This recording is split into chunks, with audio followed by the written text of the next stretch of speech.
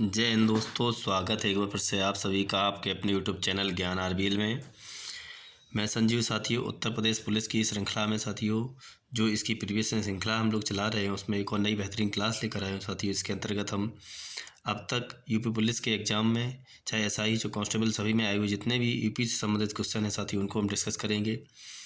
और कह सकते हैं इसके पहले मैं आपको बताऊँ कि इसके लिए हमारी टीम के द्वारा 10 मिनट शो चलाया गया साथियों। इसमें हम टॉपिक वाइज 10 मिनट की क्लास लेके आ रहे हैं साथियों। पूरा टॉपिक कवर करा देते हैं और जो भी साथी स्टैटिक जीके या जीके जीएस का पोर्शन हमारे साथ पढ़ना चाहे, पूरी प्लेलिस्ट है साथियों। ये सब हिंदी का पढ़ा हुआ है और पूरा कह सकते हैं अच्छे से तैयार कराया गया है। और जो हमारे साथी हमारी स्टैटिक जीके की पीडीएफ लेना चाहें वो आप कह सकते हैं हमारे कुछ ने जो व्हाट्सएप नंबर है इस पर संपर्क कर सकते हैं, या हमारा ज्ञान जो आरबीएल ऐप है साथियों प्ले स्टोर पर डाउनलोड कर सकते हैं और वहाँ से आप इससे हमारी कह सकते हैं स्ट्रेटेजी की पीडीएफ को परचेज़ कर सकते हैं। तो चलिए साथियों शुरू करते हैं हम कि उत्तर प्रदेश की शिक्षा, संस्कृति और सामाजिक प्रथाओं के संबंध में जो विशिष्ट जानकारी, इनसे संबंधित जो भी प्रीवियस क्वेश्चन आए। तो आज का हमारा साथियों पहला क्वेश्चन रहेगा कि अन्य राज्यों की तुलना में उत्तर प्रदेश में सबसे बड़ी शहरी प्रणाली है। Town and country planning department Uttar Pradesh 2017 के मुताबिक उत्तर प्रदेश में कितनी नगर पालिकाएँ हैं। तो साथियों ये क्वेश्चन पूछा गया था यूपी एसआई में से, एसआई/एएसआई जो 2018 में हुआ था उसमें पूछा गया था। लेकिन कह सकते हैं तो उस समय जो हमारे यहाँ उत्तर प्रदेश में 2017 के अकॉर्डिंग हम बात करें कि कितनी नगर पालिकाएँ थीं, इतना ये पूछा गया था, है ना। तो उस समय जो नगर पालिकाओं की संख्या थी वो 630 नगर पालिकाएँ थीं। कितनी? 630। लेकिन अब हम वर्तमान परिप्रेक्ष्य में यदि हम बात करते हैं तो कह सकते हैं कि हमारे उत्तर प्रदेश में जो नगर पालिकाएँ हैं तो जैसे हाँ, अब जैसे यहाँ पे दिया है कि कितने ज़िले हैं। हाँ, तो मंडल कितने हैं? 18 हैं, है ना। ज़िले कितने हैं? 75 हैं। और तहसील की बात करें तो साथियों हमारे उत्तर प्रदेश में 351 तहसीलें कितनी हैं? 351, 351 तहसीलें हो जाएंगी। और कह सकते हैं नगर पंचायत कितनी है? तो 517 नगर पंचायत हैं। कितनी? 517 नगर पंचायत हो जाएंगे। 17 नगर निगम हो जाएंगे। तो यहाँ पे 517 कितने नगर पंचायत हैं? ये लेटेस्ट डाटा है साथियों, 517 नगर पंचायत। और नगर पालिका की बात करें तो साथियों 200 नगर पालिकाएँ हैं। कितनी हैं? 200 नगर पालिकाएँ हैं हमारे उत्तर प्रदेश में। ठीक है, तो ये सब याद रखना है। अगला साथियों जो हमारा क्वेश्चन है वो ये है कि यदि डेवलपर्स एकीकृत आवास आकलन के लिए ग्रीन रेटिंग के अनुसार पर्यावरण अनुकूल इमारतों का निर्माण करते हैं तो यूपी सरकार द्वारा इनाम के तौर पर फ्लोर एरिया रेशियो का कितना प्रतिशत दिया जाएगा। साथियों उस समय का ये करंट का क्वेश्चन साथियों, तो ये 5% था। कितना था? 5%। ये यूपीएसआई/एएसआई में पूछा गया है। ठीक है, अगला क्वेश्चन है कि उत्तर प्रदेश में संपूर्णानंद डॉक्टर संपूर्णानंद संस्कृत विश्वविद्यालय कहाँ पर है साथियों। तो ये अच्छा क्वेश्चन है, ये बनारस में है साथियों। कहाँ पर? लॉर्ड कॉर्नवालिस ने इसकी स्थापना की थी और एएन झा इसके जो है वो पहले कुलपति रहे हैं। तो कह सकते हैं यहाँ पे जैसे दिया है कि डॉक्टर संपूर्णानंद संस्कृत विश्वविद्यालय जो है ये उत्तर प्रदेश के बनारस ज़िले में है साथियों। और स्थापना 1791 में लॉर्ड कॉर्नवालिस ने की। किसने की? लॉर्ड कॉर्नवालिस ने की।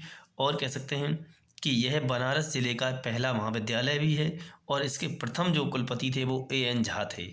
याद रखना है, स्थापना कॉर्नवालिस, है ना, और पहले कुलपति एएन झा थे। अगला साथियों क्वेश्चन है उत्तर प्रदेश का चरकुला क्या है। ये साथियों अभी आरओ में भी पूछा गया था। ठीक है, तो साथियों मैं आपको बता दूं चरकुला जो है ये ब्रज क्षेत्र में महिलाओं के द्वारा किया जाता है। कहाँ पर?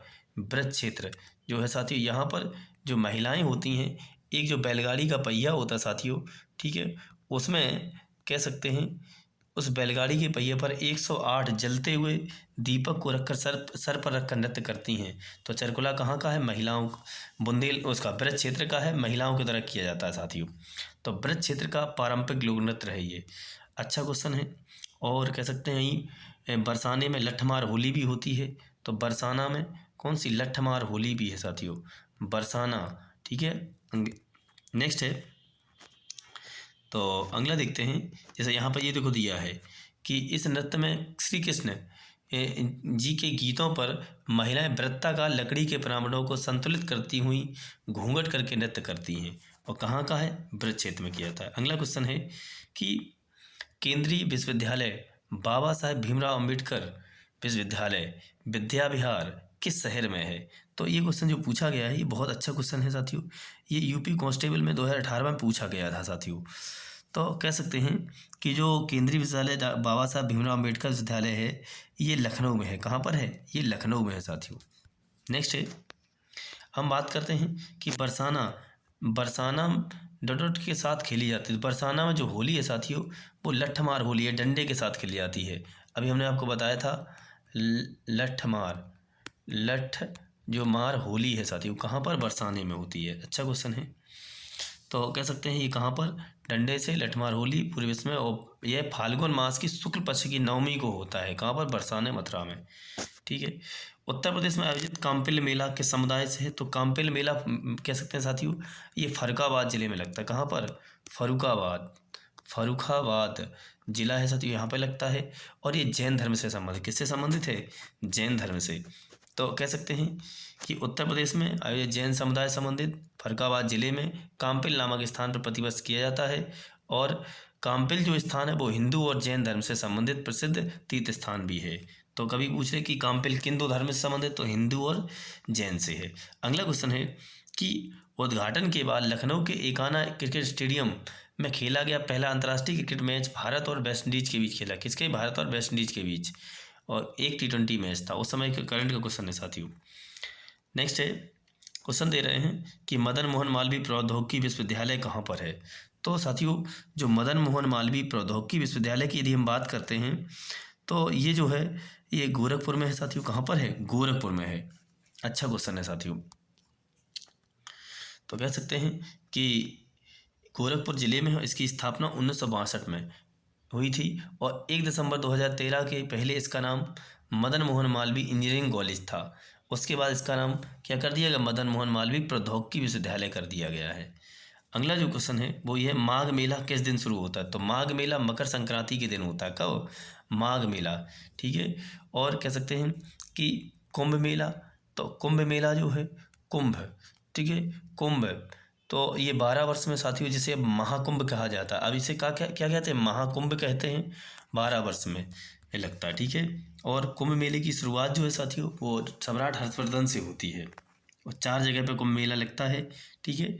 उज्जैन, उज्जैन, उज्जैन, नासिक, नासिक, हरिद्वार, हरिद्वार और प्रयागराज, और प्रयागराज।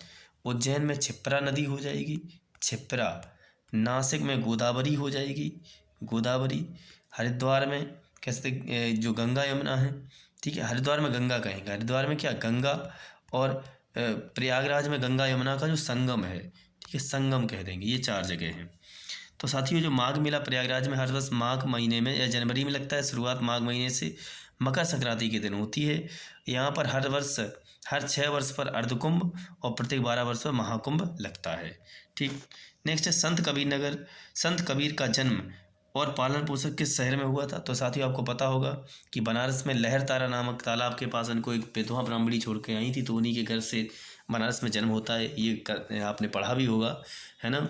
और जो नीरू और नीमा नामक जो दुल्हा दंपत्ति थे, जुल्हा दंपत्ति, उन लोगों ने इनका पालन पोषण किया था, है ना। तो कह सकते हैं कबीर का जन्म जो है साथियों वो 1398 में बनारस में हुआ था। और विवादास्पद भी है ये, एक विधवा ब्राह्मणी के घर से लोकश्रुतियों के अनुसार हुआ था। इनका पालन पोषण नीरू और नीमा जुल्हा के यहाँ हुआ। कबीर की वाणी का संग्रह बीजक के नाम से प्रसिद्ध है। ये अच्छा क्वेश्चन है। और इनकी भाषा पूछे तो पंचमेल खिचड़ी या सदुक्कड़ी बोलते हैं। क्या बोलते हैं? पंचमेल खिचड़ी या सदुक्कड़ी। कबीर जो है किसके समकालीन? तो सिकंदर लोदी के समकालीन। अच्छा क्वेश्चन है साथियों, इंपॉर्टेंट, वेरी इंपॉर्टेंट। ठीक है। मृत्यु 1518 में मगहर में हुई। मगहर साथियों उस समय कह सकते हैं एक प्रथा प्रचलित थी कि जिसकी मृत्यु काशी में होती है वो स्वर्ग जाता है, और जिसकी मृत्यु मगहर में होती है वो नरक जाता है। तो इस प्रथा का खंडन करने के लिए कबीरदास अपने जीवन के अंतिम दिनों में मगहर चले गए थे। और मगहर संत कबीर नगर जिले में पड़ता है साथियों। नेक्स्ट है, ठीक है, याद रखना है। अगला क्वेश्चन है जैसे यहाँ पे दिया है, हाँ, लखनऊ घराने की नींव उस्ताद द्वारा रखी गई थी। अच्छा क्वेश्चन। तो बादशाह खान के द्वारा, किसके द्वारा? बादशाह खान के द्वारा रखी गई थी। तो कह सकते हैं जो बादशाह खान किससे लखनऊ घराने की नींव रखी। और लखनऊ घराना भारत के प्रसिद्ध शास्त्रीय नृत्य शैली के के नृत्य कथक तथा गायकी संबंध धर्म में से एक है, और कथक उत्तर प्रदेश का राष्ट्रीय नृत्य भी है साथियों। नेक्स्ट है अमीर खुसरो द्वारा रचित कविता छाप तिलक सब छीनी किस भाषा में लिखी गई। तो जो ये तो एक अब यही पूछ लेते कहानी की ये किसकी पंक्ति है, तो ये अमीर खुसरो की है। अमीर खुसरो 1253 में एटा के पटियाली में इनका जन्म हुआ था। एटा के पटियाली में इनका जन्म हुआ था, लेकिन अब ये कासगंज जिले में पड़ता है। अब कहाँ है, तो अब वर्तमान में जो पटियाली है वो कासगंज में है। ठीक है, तो कह सकते हैं इन्होंने छाप तिलक सब छीनी, ये ब्रज भाषा में लिखी। किसमें लिखी है, ब्रज भाषा में। अच्छा क्वेश्चन है, तो याद रखना है। ठीक है, इन्हें हिंदी खड़ी बोली का जनक भी कहते हैं। ठीक है, तबला एवं सितार का आविष्कार भी किया था इन्होंने। ठीक है, नेक्स्ट है हाँ, और हाँ, खड़ी बोली का आविष्कार किया। सर्वप्रथम हिंदू या हिंदी शब्द का प्रयोग इन्हीं के साहित्य में मिलता है। नेक्स्ट है कि उत्तर प्रदेश के ज़िले में पीतल नगरी, तो पीतल नगरी मुरादाबाद को कहते हैं। किसे कहते हैं, मुरादाबाद को कहते हैं। ठीक है, और पीतल की जो साथियों कह सकते हैं जो घंटियाँ वगैरह हैं वो मथुरा में बनती हैं, याद रखना है।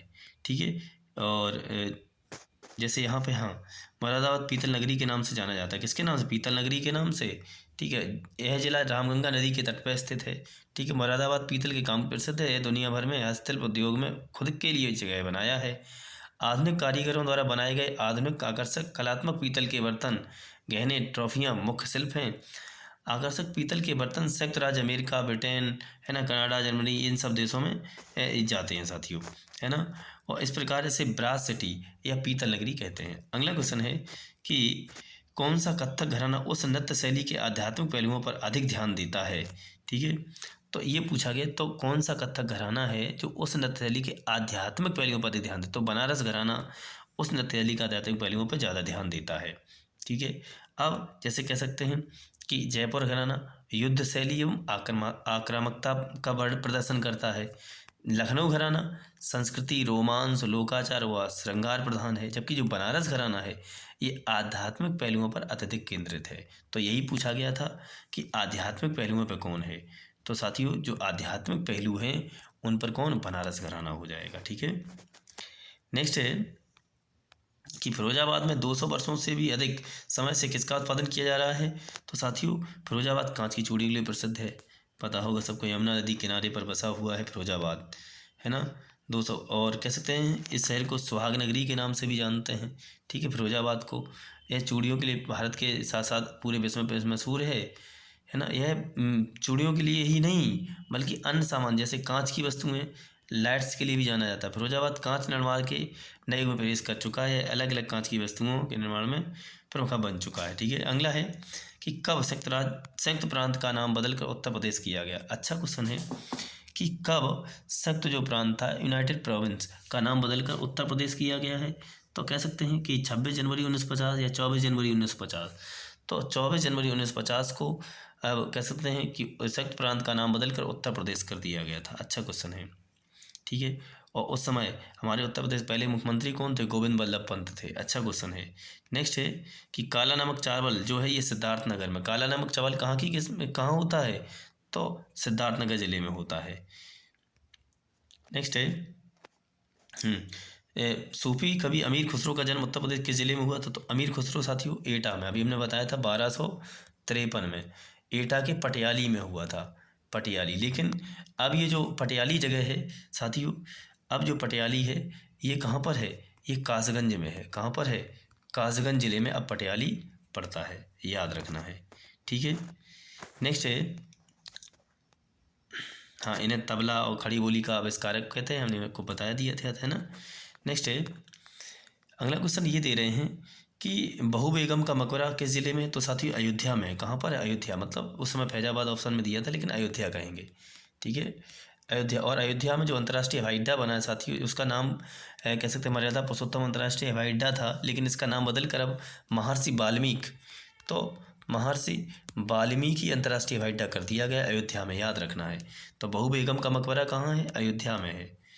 नेक्स्ट है कि हाँ, इसका निर्माण शुजाउद्दौला ने अपनी प्रिय बेगम अंजुम जोहरा बानो उर्फ बहू बेगम की याद में बनवाया। किसने, शुजाउद्दौला ने बनाया। अवध का नवाब था शुजाउद्दौला, उसने बनवाया था, है ना। नेक्स्ट है कि निम्नलिखित में से किस प्रसिद्ध भारतीय शास्त्रीय गायिका को उसके शिष्यों द्वारा प्यार से अप्पा जी बुलाया जाता है। तो गिरजा देवी को उनके शिष्य अप्पा जी कहते थे। क्या कहते थे? अप्पा जी कहते थे। और जो ये गिरजा देवी हैं बनारस घराने से संबंध रखती थीं, और ये क्या थी? ये प्रसिद्ध ठुमरी गायिका थी। ठीक है, बनारस घराना ठुमरी गायिका अप्पा जी, गिरजा देवी। नेक्स्ट है कि उत्तर प्रदेश के वर्तमान मुख्यमंत्री योगी आदित्यनाथ किस संप्रदाय से हैं? तो साथियों, जो योगी आदित्यनाथ जी हैं ये उत्तर प्रदेश के जो हैं ये नाथ संप्रदाय से हैं। और कह सकते हैं नाथ संप्रदाय की जो स्थापना है वो 10वीं शताब्दी में, कब? 10वीं शताब्दी में कह सकते हैं इसकी स्थापना की यदि हम बात करें तो स्थापना मत्स्येंद्रनाथ, किसने? मच्छंद्रनाथ कह सकते हैं या मत्स्येंद्रनाथ, मत्स्येंद्रनाथ या कह सकते हैं मच्छंद्रनाथ, इनके मच्छंद्रनाथ जो थे इन्होंने की थी। जबकि कह सकते स्थापना ये तो हो गया। जबकि ये पूछा जाए कि सबसे प्रचार प्रसार किसने किया, तो जो गुरु गोरखनाथ थे, गुरु गोरखनाथ जो हैं साथियों, इन्होंने कह सकते हैं नाथ संप्रदाय का सबसे अधिक प्रचार प्रसार किया था। तो प्रचार प्रसार गोरखनाथ ने, जबकि इस स्थापना मच्छंदर या मत्स्यनाथ ने 10वीं शताब्दी में की थी। और योगी आदित्यनाथ नाथ संप्रदाय से संबंधित हैं। ठीक, जबकि ये उत्तराखंड के जो पौड़ी गढ़वाल जिला है, ठीक है, पौड़ी गढ़वाल वहाँ के कह सकते हैं निवासी हैं, उस ज़िले से संबंधित हैं, उत्तराखंड के पौड़ी गढ़वाल से। और कह सकते हैं कि जो योगी आदित्यनाथ जी हैं ये उत्तर प्रदेश में व्यक्ति के रूप में 21वें सीएम है, 21 नंबर के 21 व्यक्ति के रूप में 21वें सीएम हो जाएंगे। व्यक्ति किसके रूप में? व्यक्ति के रूप में। जबकि या ऐसे कहते हैं इनसे पहले कि 20 व्यक्ति सीएम बन चुके हैं। अब कार्यकाल के बारे में, तो कार्यकाल में के रूप में, तो कार्यकाल के रूप में 33 नंबर के सीएम है। कौन से? 33वें नंबर के, याद रखना है। तो योगी आदित्यनाथ का मूल नाम अजय सिंह बिष्ट है। अच्छा क्वेश्चन है साथियों। जन्म 5 जून 1972 उत्तराखंड के पौड़ी गढ़वाल जिले में, है ना, ये गोरखपुर प्रसिद्ध गोरखनाथ मंदिर के महंत एवं राजनेता हैं, पीठाधीश या मठाधीश भी कहते हैं, एवं वर्तमान में उत्तर प्रदेश के 21वें मुख्यमंत्री हैं व्यक्ति के रूप में। ये हिंदू युवाओं के सामाजिक सांस्कृतिक राष्ट्रवादी समूह हिंदू वाहिनी के संस्थापक भी हैं। नाथ संप्रदाय से संबंध है इनका। नेक्स्ट है उत्तर प्रदेश के जिले निम्नलिखित जिलों में से किसकी सीमा नेपाल के साथ लगती है साथियों? तो नेपाल के साथ जो सीमा लगती है वो महाराजगंज की लगती है। क्वेश्चन साथियों ऐसे भी पूछा जाता है कि जो उत्तर प्रदेश है साथियों, ठीक है, तो इसका जो कह सकते हैं, हाँ, कौन सा जो जिला है साथियों वो नेपाल से कौन कौन से पूर्व से पश्चिम, जैसे इधर से पूर्व से पश्चिम क्रम पूछ लिया जाता है। तो साथियों कह सकते हैं 7 जिले जो हैं वो हमारे उत्तर प्रदेश के जो 7 जिले हैं वो नेपाल से सीमा लगाते हैं। इधर नेपाल है साथियों ऊपर, ठीक है। तो कह सकते हैं जैसे यहाँ तक, है ना, यहाँ से महाराजगंज हो जाएगा, है ना, तो यहाँ महाराजगंज हो गया, ठीक है, यहाँ क्या हो गया, ये इधर महाराजगंज, ठीक है। उसके बाद कह सकते हैं कि सिद्धार्थनगर, तो महाराजगंज, सिद्धार्थनगर के बाद कह सकते हैं बलरामपुर हो जाएगा, बलरामपुर, फिर श्रावस्ती, बलरामपुर के बाद श्रावस्ती, ठीक है, फिर कह सकते हैं बहराइच, और बहराइच के बाद में आ जाएगा कह सकते हैं लखीमपुर खीरी, और उसके बाद में हो जाएगा पीलीभीत, ठीक है। तो ये दूर हो गया थोड़ा, लेकिन याद रखना है कि महाराजगंज पूर्व से पश्चिम, इधर क्रम पूछा जाता है तो पूर्व पश्चिम की ओर महाराजगंज, सिद्धार्थनगर, है ना, बलरामपुर, श्रावस्ती, बहराइच, लखीमपुर खीरी और पीलीभीत। और 579 किलोमीटर सीमा लगती है नेपाल से हमारे उत्तर प्रदेश की, 579 किलोमीटर, ठीक है। तो इतना याद रखना है, ठीक है। हाँ, उत्तर प्रदेश सीमा भारत के 8 राज्यों और एक देश, एक केंद्रशासित प्रदेश व अंतर्राष्ट्रीय सीमा नेपाल से मिलती है, महाराजगंज के साथ मिलती है, ठीक है, इन ऑप्शनों में से। नेक्स्ट है एक जिला एक उत्पाद योजना के तहत हस्तनिर्मित का जो कागज साथी वो जालौन जिले से संबंधित है। किससे है? जालौन में एक शहर है कालपी। तो कालपी जो है, कालपी के जो बीरबल थे, बीरबल ये कालपी के राजा थे। बीरबल कहाँ के थे? कालपी, जो यमुना नदी के किनारे पर स्थित है, और बीरबल को महेश दास के नाम से जानते हैं। तो जो कालपी शहर है, ये कालपी कहाँ पर है?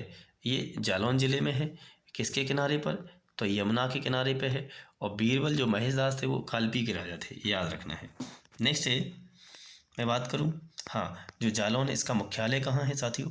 तो जो जालौन है इसका मुख्यालय उरई में है। कहाँ पर है? उरई में। और जहाँ जिस मुख्यालय में हमारी पोस्टिंग भी है साथियों। नेक्स्ट है कि हाँ, 24 जनवरी 2018 को उत्तर प्रदेश दिवस के अवसर पर उत्तर प्रदेश सरकार द्वारा एक जिला एक उत्पाद योजना का शुभारंभ किया गया। इस योजना के तहत उत्तर प्रदेश के जालौन जिले को हस्तनिर्मित कागज के उत्पादन के लिए चुना गया था और देसी घी के लिए औरैया हो जाएगा, जैसे कल आरोग्य एग्जाम में भी पूछा गया है ना। अलीगढ़ को ताले के लिए, है ना, और ताले एवं हार्डवेयर के सामान के लिए किया गया था। नेक्स्ट है आगरा और अवध के संयुक्त प्रांत जिन्हें अब उत्तर प्रदेश के नाम से जाना जाता है। तो ये पूछा गया है कि आगरा और अवध के संयुक्त प्रांत, ठीक है, जिन्हें अब उत्तर प्रदेश नाम से जाना जाता है, ने वर्ष 1921 में अपनी राजधानी को डॉट डॉट डॉट से लखनऊ स्थानांतरित किया था। तो कह सकते हैं प्रयागराज से, किससे? इलाहाबाद से, है ना। लेकिन कहेंगे ये कब से कब तक हुआ? तो बात है 1836 की। तो 1800 जो 36 है साथियों, 36 से 1858 तक, तो 1836 से 1858 तक इसकी राजधानी आगरा हुआ करती थी। कहाँ थी? आगरा। ठीक। अब उसके बाद हम बात करें कि 1858 के बाद, तो 1858 से 1921 तक प्रयागराज रही। तो 1858 से 1921 तक, ठीक है, 58 से 19 तक, 1921 तक ये कहाँ हो गई? ये हो गई प्रयागराज। फिर कह सकते हैं प्रयाग 1921 में आंशिक रूप से 1921 में आंशिक रूप से लखनऊ बन गई, ठीक है। लेकिन फिर 1900 कह सकते हैं 35 में पूर्ण रूप से, 1935 में पूर्ण रूप से लखनऊ इसकी राजधानी बन जाती है। तो समझ में आया होगा कि कब से? तो 1836 से 1858 तक ये कहाँ थी? ये थी आगरा में, ठीक है, आगरा रही। उसके बाद 1858 से 1921, कब तक? 1921 तक ये रही प्रयागराज, ठीक। प्रयागराज के बाद फिर 1921 से 35 तक, 1921 से 1935 तक ये आंशिक रूप से लखनऊ रही, लखनऊ, ठीक है। लेकिन कह सकते हैं कि 1935 में पूर्ण रूप से उत्तर प्रदेश की राजधानी लखनऊ हो जाती है। तो ये हो गई पूर्ण रूप से, ठीक है। तो ये इतना हमने आपको बता दिया, ठीक है साथियों। तो आज की क्लास में हमारा इतना ही क्वेश्चन रहेंगे। मिलते हैं एक और नई बेहतरीन क्लास में। आप लोग लगे रहें अपनी तैयारी को अच्छे से करते रहें। जय हिंद, जय भारत।